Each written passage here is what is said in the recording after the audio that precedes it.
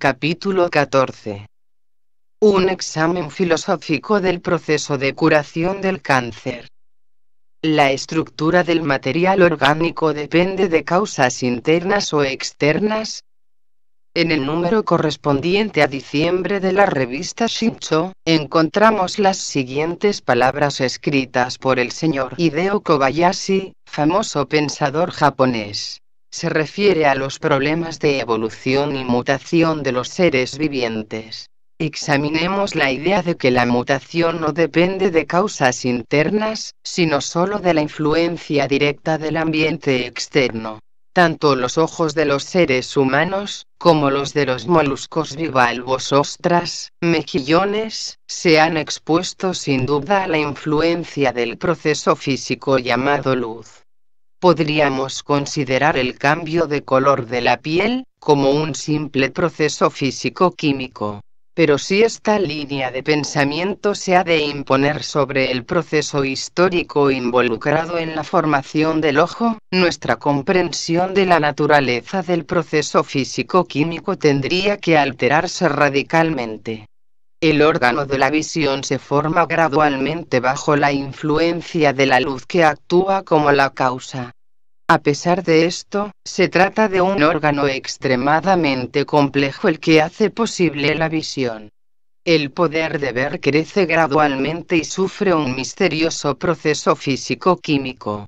El huevo del molusco y el huevo del vertebrado no pueden tener la misma composición química. La materia orgánica que evolucionó hasta llegar a ser molusco no puede ser, químicamente hablando, igual que la materia orgánica que evolucionó en la dirección de los vertebrados. A pesar de esto, el órgano formado bajo la influencia de la luz es el mismo en ambos casos. Si uno extirpa los cristalinos de los ojos de los lagartos, muy pronto se vuelven a desarrollar a partir del iris. Sin embargo, los cristalinos originales se desarrollaron del ectodermo y el iris, que es un cuerpo que se desarrolló del mesodermo. Y todavía hay un hecho más extraño. En cierto tipo de salamandra, la extirpación de los cristalinos realizada en tal forma que no dañe el iris, hace posible la formación de nuevos cristalinos de la capa superior del iris. Si también se elimina la capa superior, los cristalinos se forman de la capa interior o de la retina. De esta manera, partes diferentes del cuerpo cuya estructura y funciones son normalmente distintas, realizan similares actividades emergentes de ayuda y fabrican las mismas partes del mismo órgano. Diversas teorías se han propuesto para explicar los hechos de la evolución, simplemente en términos de análisis externo, y han logrado una exactitud parcial. Sin embargo, cuando surgen interrogantes que abarcan todo el fenómeno, los proponentes de estas teorías inconscientemente voltean en dirección de principios internos de desarrollo, cosa que previamente intentaron eludir a toda costa. Después de presentar estas observaciones para dificultar la discusión simplemente en términos de procesos físico-químicos, el señor Hideo Kobayashi advierte contra el cómodo dejarse caer en la postura ideológica de que el poder de vida o fuerza vital toma varios materiales y los rearregla de acuerdo con su propósito. Escribe: los proponentes inconscientemente dan vuelta en dirección de los principios internos. Aparentemente, el señor Hideo Kobayashi aborrece la teleología, doctrina de las causas finales, y en alguna parte de este ensayo escribe: una argumentación de tal naturaleza deja poco que elegir entre ella y la postura de los teleólogos recalcitrantes. El señor Hideo Kobayashi examina la teoría lamarquina de la evolución. La mutación ocurre mediante los esfuerzos de las criaturas vivientes por adaptarse al medio ambiente. Por supuesto, hay casos en que estos esfuerzos no son más que el adaptarse mecánicamente a las presiones del ambiente. Sin embargo, aun en tales casos no hay razón alguna para afirmar categóricamente que la voluntad y conciencia de las criaturas vivientes no se implican en el esfuerzo.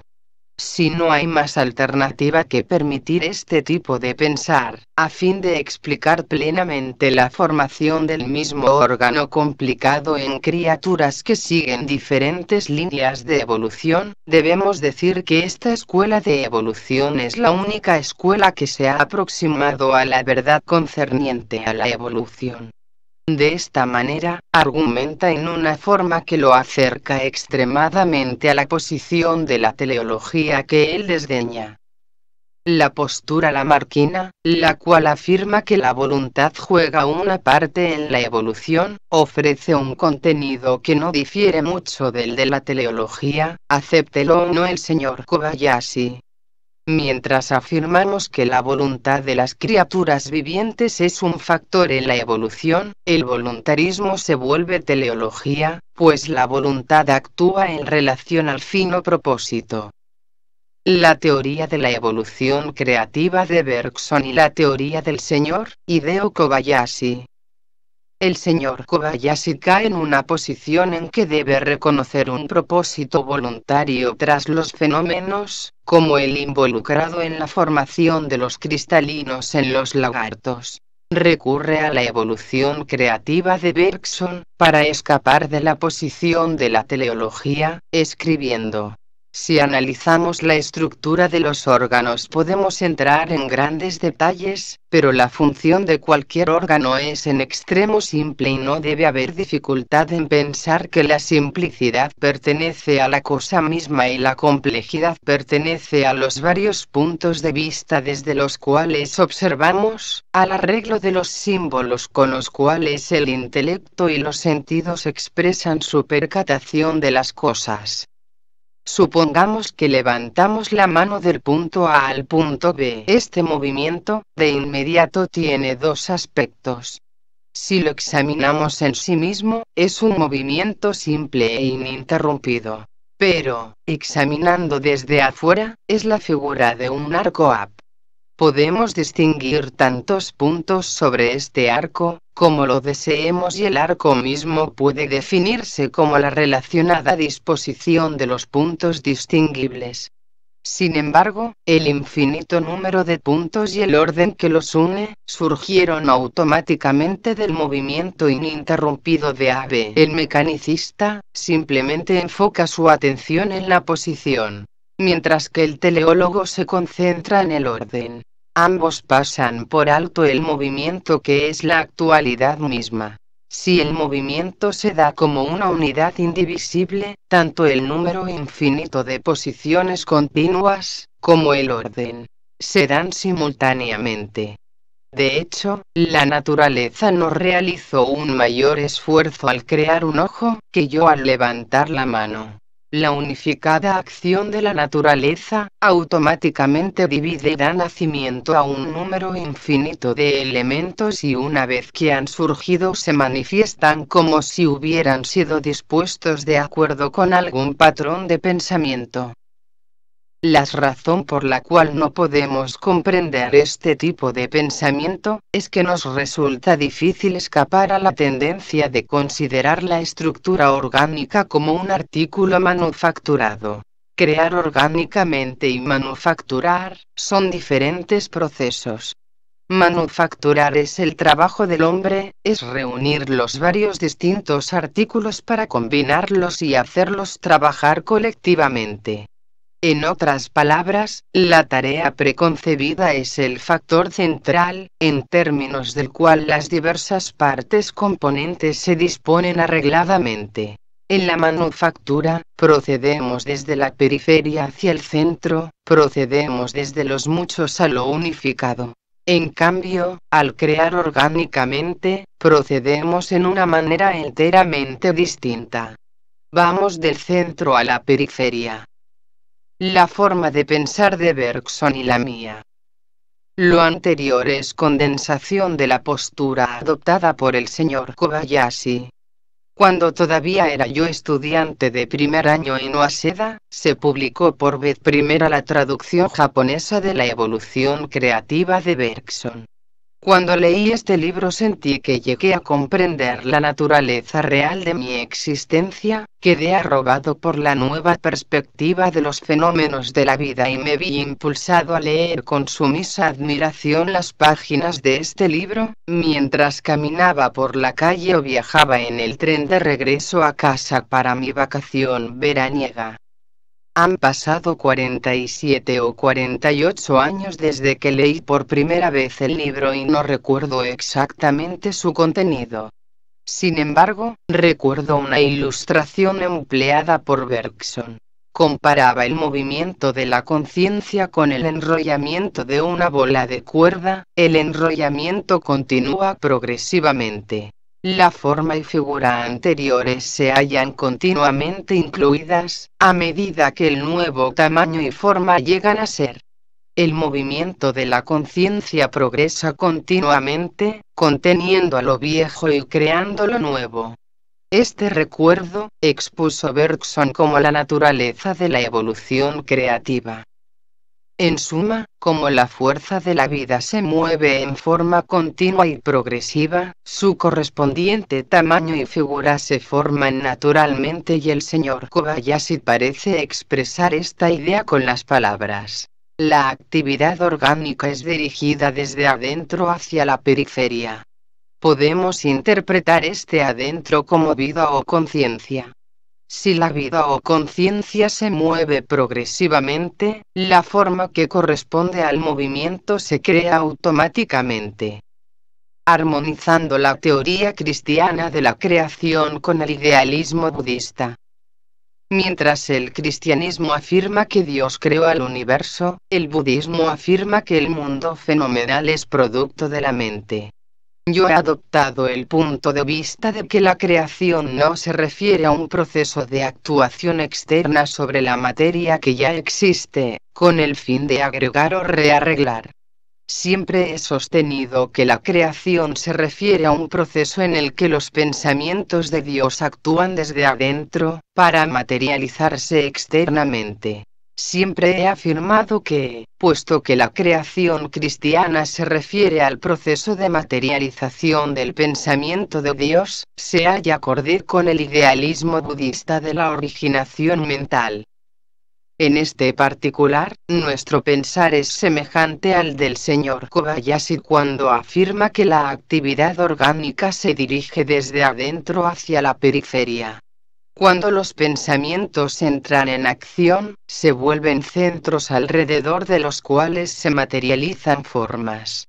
En los círculos de investigación psíquica, los fenómenos ideoplásticos se refieren a los cuerpos espirituales formados por espíritus que entran en una substancia semimaterial conocida como ectoplasma.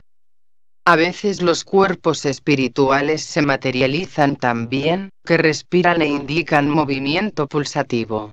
Los mismos espíritus responden a la pregunta de cómo crean ellos cuerpos espirituales con un complicado sistema fisiológico en tan corto periodo de tiempo, diciendo simplemente que entran en el ectoplasma. Su propia vibración espiritual actúa sobre el ectoplasma y lo transforma en cuerpos espirituales que reflejan los espíritus mismos. Consulte En busca del más allá, de R. M. Lester.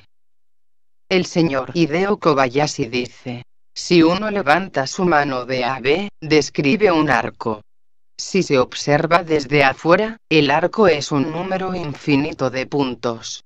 Pero observado dentro de sí mismo, es simplemente la línea trazada por el continuo movimiento de la mano. He parafraseado la declaración del señor Kobayashi, para hacerla más comprensible. Los científicos observan externamente cómo diversas moléculas se arreglan y se sistematizan con el fin de comprender la estructura de las células humanas, pero sus estudios indican meramente la observación externa de los efectos. Internamente solo existe la vibración de los pensamientos. Las formas se crean mediante la energía vibratoria del mundo externo, la cual expresa los pensamientos internos. La teoría de la creación vibracional interna del Dr. Holmes. El Dr. F. L. Holmes, en uno de sus libros ilustra su teoría de la creación, basándose en un experimento. Coloca finas partículas de arena en un plato de vidrio y toca el violín cerca del plato, permitiendo que la vibración del instrumento llegue a las partículas de arena. Mientras el violín vibra, las partículas de arena toman varias formas y apariencias. Argumenta que los complejos cambios en la disposición de las moléculas y las células se llevan a cabo por cambios en la vibración de los pensamientos internos y que las enfermedades aparecen o desaparecen por causa ideacional. Parece que la ilustración que emplea el violín y la arena es más adecuada para explicar los complejos fenómenos de la creación orgánica, que la ilustración dada por el señor Kobayashi consistente en el movimiento de la mano. Testimonio en que un ovanillo desaparece repentinamente. Las enfermedades acompañadas de varios cambios orgánicos, aparecen como materialización de pensamientos y emociones reprimidas, y se desvanecen con rapidez cuando cambia la condición mental del enfermo.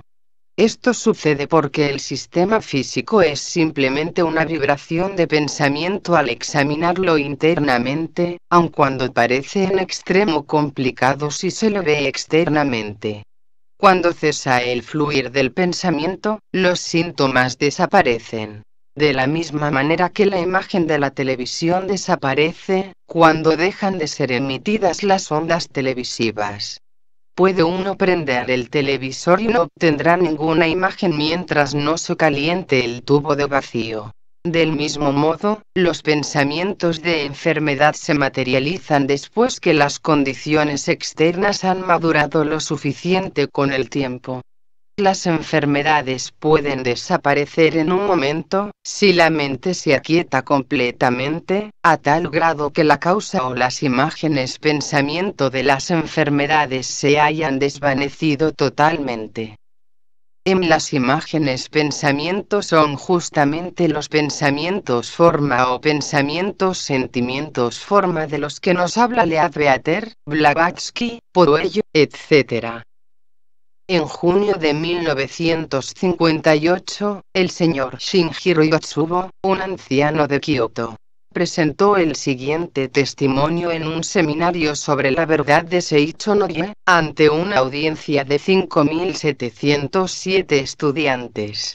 El año pasado, cuando asistí al seminario de la verdad, el Dr. Taniguchi nos relató la historia de cómo un divieso purulencia, forúnculo grande desapareció de la cara de Kenichiro Nonaka, empleado en los baños del Hotel Sakura de Takarazuka. También yo tenía un ovanillo verruga, tumor en mi pie, debajo del dedo gordo y sentía mucha incomodidad al usar zapatos. Me preguntaba por qué mi divieso no se curaba, cuando el del señor Nonaka sí. Había leído muchos libros sobre budismo y sentía que había comprendido el principio de que la carne es solo una manifestación de la mente. Había leído la verdad de la vida y comprendía muy bien que los seres humanos son hijos de Dios y están libres de enfermedad. Me fui a casa y discutí el asunto con mi esposa. Su contestación fue la siguiente: no dejes que el ovanillo te preocupe mucho, la carne es en realidad una sombra. El ovanillo es una sombra y no existe. No permitas que la mente se preocupe con el pensamiento del ovanillo, solo olvídalo. Estuve de acuerdo con lo que mi esposa había dicho y resolví olvidarme de la afección. Cuando volví a ver mi dedo gordo, el ovanillo había desaparecido completamente. La desaparición de una enfermedad orgánica de esta naturaleza podrá parecer un ridículo cuento de hadas a los científicos. pero siendo un político que busca la confianza del público, quien hizo esta declaración ante una audiencia de 5.707 estudiantes, supongo que este testimonio es verdadero.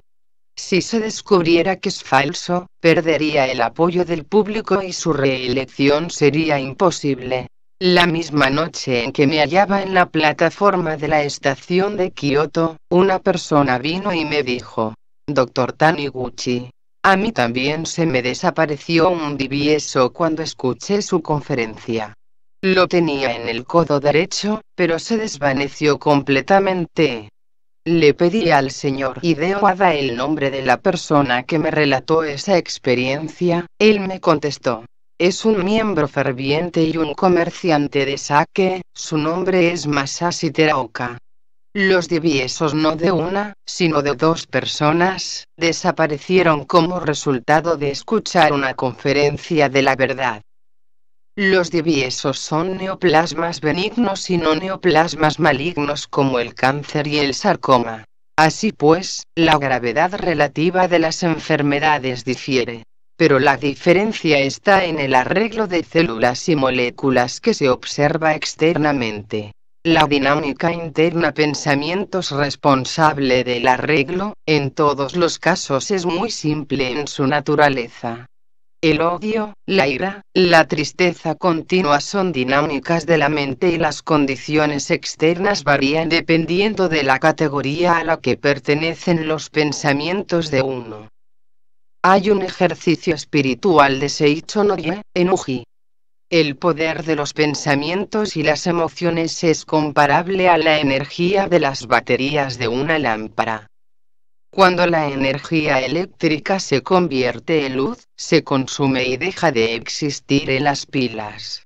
De la misma manera, cuando los pensamientos y emociones aparecen como enfermedades, las energías kármicas de la mente se consumen a través del proceso de expresión. Confesar por escrito y en papel los pensamientos y emociones, equivale a darles otra expresión que no es la de enfermedad y esto tiene un considerable efecto curativo en muchas enfermedades. Si una persona odia a otra, finge que un pilar de la casa es la persona odiada y lo golpea para dar salida a sus sentimientos, puede así disipar la presión interna. Sin embargo, el método más satisfactorio es escribir sus emociones en el papel y quemarlas en un ceremonial religioso, durante el cual uno medita. Por la gracia de Dios y Buda o Cristo, mis horribles perversas emociones son purificadas y desvanecidas. Qué curioso, pero este método se ha publicado de manera íntegra, con la supuesta autoría no de Godard, sino de Akiel, bajo el título de Canalización Pleiadiana. Para el salto cuántico de evolución planetaria, solo tienes que ir al siguiente enlace en YouTube: www.youtube.com/link v=b8u3dvt3ds. Tenemos a la mano un reporte de la Escuela de Entrenamiento Espiritual de Uji, sobre la manera en que nuestras instrucciones relacionadas con esto se han llevado a la práctica. Cito este reporte a continuación. Un cáncer desaparece en un instante.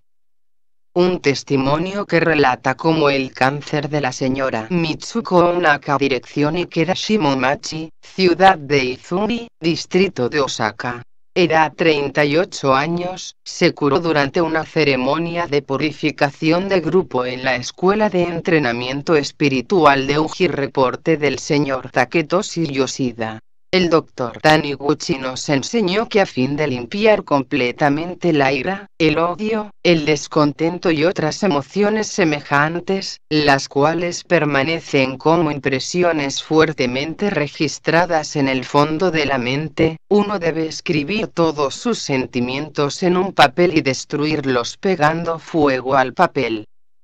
Siguiendo las instrucciones del Dr. Taniguchi, hemos empezado una práctica religiosa en la escuela para la cual nos reunimos ahora preseñalada y damos expresión escrita a nuestros pensamientos. Formamos un círculo y recitamos la sutra sagrada lluvia nectaria de doctrinas sagradas, tiempo durante el cual quemamos en una flama los pedazos de papel en los que hemos dado expresión a nuestros pensamientos nefastos y hostiles emociones. Limpiamos de impurezas la mente y oramos con un espíritu de verdadera gratitud. Todo cuanto apareció ante mí, hasta ahora fue una manifestación de los amorosos esfuerzos de Avalokitesvara Bodhisattva, para capacitarme a percibir profundamente mis perversas formas de pensamiento y llegar a un más alto grado de pureza. Muchas gracias, muchas gracias. Oramos en un espíritu de gratitud a fin de obtener la reconciliación universal. Terminamos nuestra práctica con una oración por la paz mundial. Llevamos a cabo esta ceremonia durante la primera mitad de nuestras reuniones. El glorioso efecto de purificación de grupo es en verdad magnífico. A medida que uno vacía sus pensamientos y emociones en el papel, recuerda varias cosas que había olvidado en su mente consciente. Cuando uno escribe sus pensamientos y más tarde los quema y ofrece sus oraciones en un espíritu de reconciliación, experimenta un sentimiento de purificación que penetra hasta lo profundo de la mente y el alma. Como resultado de nuestros esfuerzos en la purificación de grupo, tenemos varios casos de recuperación. Ejemplos de esto son la curación de un reumatismo y la curación de unas rodillas anquilosadas, para mencionar solo dos casos. Siento que es de lo más importante llevar a cabo ceremonias de purificación de grupo periódicamente, durante las reuniones regulares de los miembros. El siguiente es un relato, tomado en taquigrafía, de un notable caso en que se realizó la recuperación como resultado de nuestra purificación de grupo, en el mes de octubre. Muchas gracias. Soy Mitsuko Onaka, de la ciudad de Izumi. Me encontraba aquí el 24 de junio de este año, cuando repentinamente mi cuello empezó a hincharse y a dolerme del lado derecho. La temperatura me subió de modo permanente a 40 grados centígrados y muy pronto apareció un tumor como de 5 centímetros, de manera que ya no pude voltear la cabeza. Aún el tocarlo ligeramente, me producía un dolor tremendo. Al principio me interné en un hospital cercano donde me diagnosticaron cáncer sarcoma del palatino. Me dijeron que una vena se había rupturado y esta era la causa del tumor. También me informaron que la intervención quirúrgica era completamente inútil en mi caso. Permanecí en el hospital aproximadamente 20 días, pero no mejoré. En agosto 16, abandoné el hospital y me fui al hospital distrital de Osaka, donde me interné 2 meses, pero sin señal alguna de mejoría. Hasta ese momento la comida no me sabía nada. Ningún sólido podía pasar por la garganta y mi alimento consistía en jugos y sustancias nutritivas inyectadas en las venas. Por supuesto, no podía trabajar y pasaba los días como una inválida en la cama, hasta que llegué a la escuela de entrenamiento espiritual de Seicho no-Gie. Creo que fue debido a la amorosa guía de Dios, que el señor y la señora Takahashi, vecinos míos y fervientes miembros de Seicho no-Gie, fueron a visitarme un día y me dijeron: ¿qué le parece si vamos ahí a escuela de entrenamiento espiritual, sin abrigar esperanzas? La señora Takahashi me dijo: si quiere usted ir, yo la acompañaré. Resolví ir a la escuela de entrenamiento espiritual, esperando la muerte en el futuro próximo. Más tarde supe que la gente del vecindario había perdido la esperanza de que me aliviara y habían considerado inútil toda ayuda médica o divina. Llegué a la escuela de entrenamiento espiritual y me dediqué a las labores físicas que me dieron como tarea. No podía esperar más que la muerte, pero el milagroso resultado de mis esfuerzos fue que, pronto pude comer los alimentos sólidos que nos daban en la escuela. Al cuarto día de mi permanencia aquí, el señor Yoshida me dijo: si usted ha odiado a alguien o ha tenido motivos para sentir ira en contra de alguna persona, haga su confesión por escrito en un papel. En el pasado había yo sido una mujer de cabeza muy dura, capaz de correr a la casa de otra persona, así fuera la medianoche, a pelearme con ella y a protestar si me había dicho algo que me hubiera molestado. Mi esposo es persona sumamente bondadosa, pero yo nunca me comporté agradablemente en nuestras relaciones. Cuando entré al hospital, mis padres fueron a cuidarme, mas no me quejé. Cuando empecé a asistir a la escuela, me sentí verdaderamente arrepentida. Había detestado a mi cuñado, quien vivía con nosotros en la misma casa. Si él se hallaba molesto, rehusaba hablar, yo era igualmente terca y a veces nuestro silencio duraba semanas y hasta un mes completo. Nos comportamos así durante 13 años. Bajo las instrucciones del señor Yoshida, vacié todos mis sentimientos en el papel y al final, escribí: por favor perdóname por mi actitud en el pasado. He escrito aquí mis confesiones sobre el pasado, que ahora sepultaré cuando leamos la sutra sagrada. Por favor perdóname por mis perversos pensamientos y mi comportamiento del pasado. Cuando recitamos la sutra sagrada, me repetía a mí misma: siento mucho lo pasado, perdóname. Lo lamento mucho, lo lamento mucho. Con todo fervor recité la sutra sagrada. Casi al final de la recitación sentí como si alguien me hubiera golpeado fuertemente el cuello. Asombrada volví la cabeza, pero no había nadie ahí. Percibí entonces que mi tumor había desaparecido. Me quité el vendaje, el tumor ya no estaba allí. El cuello estaba liso y podía voltear la cabeza muy fácilmente. Brinqué de alegría gritando: el tumor ya no está.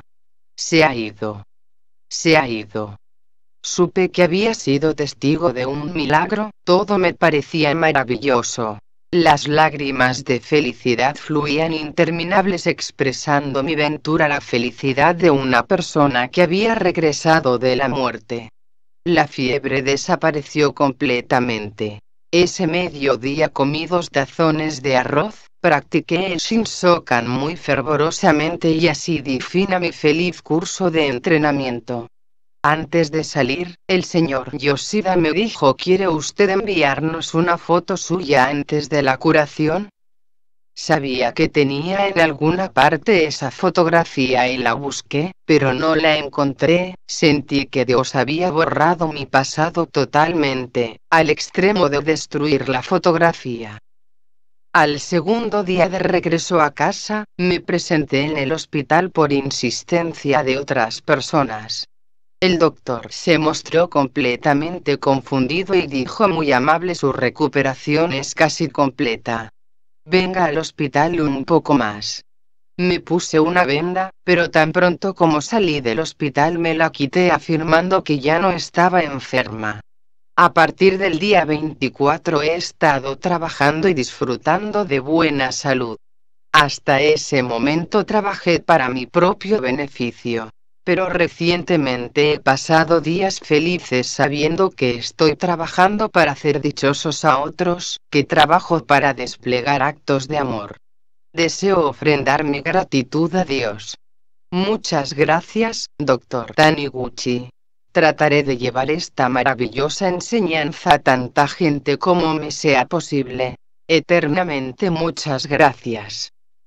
Tenemos muchos testimonios de recuperaciones de cáncer, sarcoma y otros neoplasmas malignos, efectuadas a través de la conversión religiosa. Las páginas siguientes revelarán parte de esas curaciones misteriosas.